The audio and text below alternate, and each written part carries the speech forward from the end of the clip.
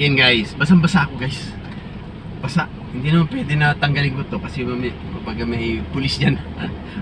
Pag may checkpoint dyan, ma-checkpoint ako. Nakubad, nakabawal. Diba guys? Peace mo na. Malapit naman yung bahay. Ayan, di ba? Sarap ng katawan guys. Kailangan. Wow. O, punta na kayo mga anak. Sige naman. Go.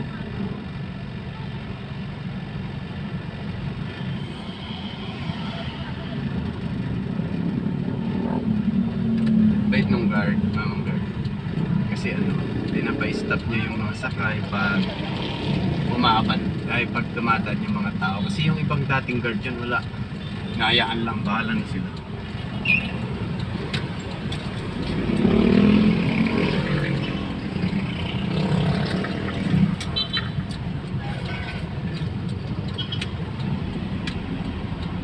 Yung yan, lusot.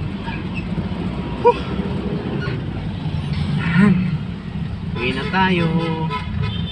Uwi na tayo guys sa bahay. Yan, tapos na yung ating exercise.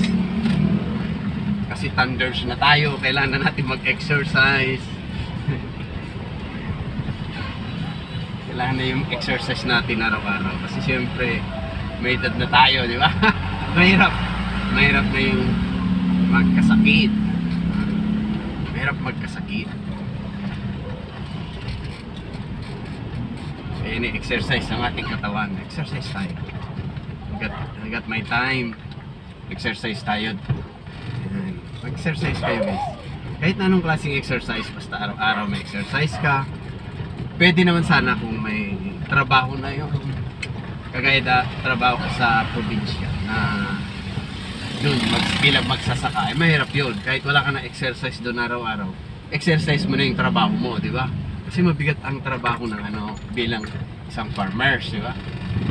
Pero dito na ako sa lungsod. Kaya kailangan natin ng exercise kasi wala masyadong trabaho eh.